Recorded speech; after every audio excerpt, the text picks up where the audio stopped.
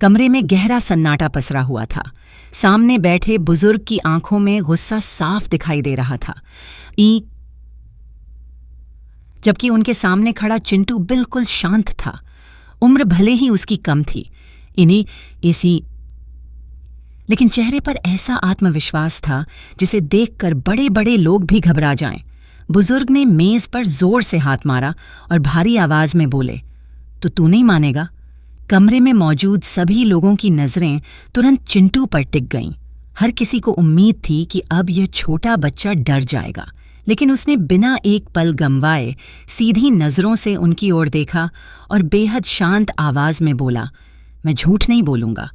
बस यही एक वाक्य पूरे माहौल को बदलने के लिए काफी था। बुजुर्ग की आंखों में गुस्सा और बढ़ गया। उन्होंने कुर्सी से उठते हुए कहा, तुझे पता भी है कि तू किससे बात कर रहा है? उनकी आवाज इतनी तेज थी कि बाहर खड़े लोग भी चौंक गए, लेकिन चिंटू के चेहरे पर डर का नामो निशान नहीं था। उसने सम्मान के साथ सिर झुकाया और बोला, हाँ, मुझे पता है। आप मेरी मौसी के ससुर हैं और मेरे नाना जी भी हैं। रिश्ते में आप मेरे बड़े हैं, इसलिए मैं आपकी इज्जत करता हूं, लेकिन सच को झूठ नहीं कह सकता। यह जवाब सुनकर वहां बैठे हर इंसान की सांसें थम गईं। किसी ने कभी नहीं सोचा था कि एक छोटा बच्चा इतने बड़े आदमी के सामने इस तरह डटकर खड़ा हो जाएगा। बुजुर्ग ने धीरे धीरे अपनी आवाज नरम की, मानो अब डराने की जगह समझाने की कोशिश कर रहे हों। उन्होंने चिंटू के कंधे पर हाथ रखा और बोले, बेटा, मैं तुझे आखिरी बार समझा रहा हूं, कोर्ट मत जाना। यह लड़ाई किसी के लिए अच्छी नहीं होगी। अपने माँ बाप को भी समझा। तुम्हारा परिवार खुशहाल है। अपनी जिंदगी आराम से जियो। तुम्हारा भविष्य बहुत उज्जवल है। कभी कभी परिवार बचाने के लिए झूठ बोलना पड़ता है। अदालत में बस इतना कह देना कि तुम्हें कुछ याद नहीं। किसी का कुछ नहीं बिगड़ेगा और तुम्हारी जिंदगी भी सुरक्षित रहेगी। चिंटू कुछ पल तक उनकी बातें सुनता रहा। उसकी आंखों में हल्की नमी जरूर थी, लेकिन आवाज पहले से भी ज्यादा मजबूत थी। उसने कहा, अगर मैं आज झूठ बोल दूंगा तो जिंदगी भर आईने में अपनी शक्ल नहीं देख पाऊंगा। आपने हमेशा सिखाया था कि सच का साथ देना चाहिए, फिर आज आप ही मुझे झूठ बोलने के लिए क्यों कह रहे हैं? यह सवाल सुनते ही बुजुर्ग कुछ पल के लिए चुप हो गए। उनके पास इस सवाल का कोई जवाब नहीं था, लेकिन अगले ही पल उनका चेहरा फिर से कठोर हो गया।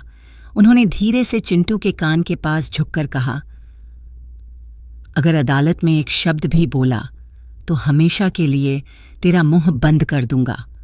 और याद रखना, किसी को यह मत बताना कि तुझे किसने धमकाया है, वरना तेरे परिवार का कोई भी सुरक्षित नहीं रहेगा। ये शब्द सुनकर कमरे का माहौल और भी भयावह हो गया। दरवाजे के पीछे खड़ा एक व्यक्ति यह सब सुन रहा था। उसके हाथ कांप रहे थे। वह समझ चुका था कि मामला अब सिर्फ अदालत का नहीं, बल्कि एक बड़े षड्यंत्र का हिस्सा है। चिंटू ने गहरी सांस ली और बिना कुछ कहे वहां से बाहर निकल गया। बाहर आते ही उसकी माँ ने उसके चेहरे की उदासी पढ़ ली। उन्होंने पूछा, क्या हुआ बेटा? उन्होंने क्या कहा, लेकिन चिंटू ने सिर्फ इतना कहा, कुछ नहीं माँ, बस अदालत जल्दी पहुंचना है। उसने जानबूझकर पूरी बात छिपा ली, क्योंकि वह अपनी माँ को डराना नहीं चाहता था। लेकिन उसके दिल में डर नहीं, बल्कि एक ही बात गूंज रही थी, सच चाहे जितना मुश्किल हो, बोलना तो पड़ेगा। उधर दूसरी तरफ पुलिस स्टेशन में भी हलचल तेज हो चुकी थी। प्रोफेसर साहब ने पुलिस अधिकारी से कहा, इन तीनों को हिरासत में रखना बहुत जरूरी है। जब तक इस पूरे मामले की सच्चाई सामने नहीं आ जाती, इन्हें बाहर नहीं जाने देना चाहिए। अधिकारी ने सिर हिलाते हुए आदेश जारी कर दिया। तीनों आरोपियों को अलग अलग कमरों में रखा गया ताकि वे आपस में बात न कर सकें। लेकिन उनमें से एक आरोपी मुस्कुरा रहा था,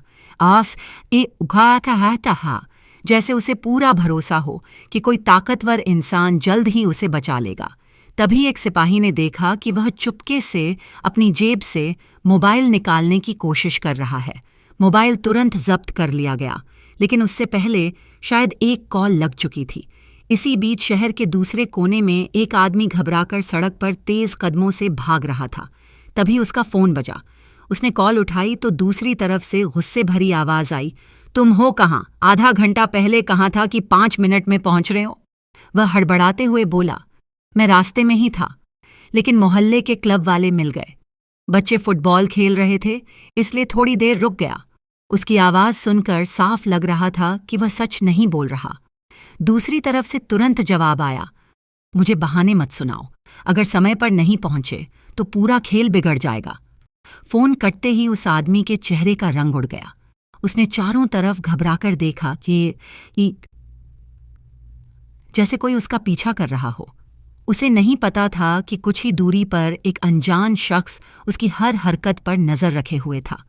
उस रहस्यमयी व्यक्ति ने अपनी जेब से कैमरा निकाला और उसकी तस्वीर खींच ली। शायद यह तस्वीर आने वाले समय में पूरे केस की दिशा बदलने वाली थी। दूसरी तरफ अदालत की तारीख अब बहुत करीब थी।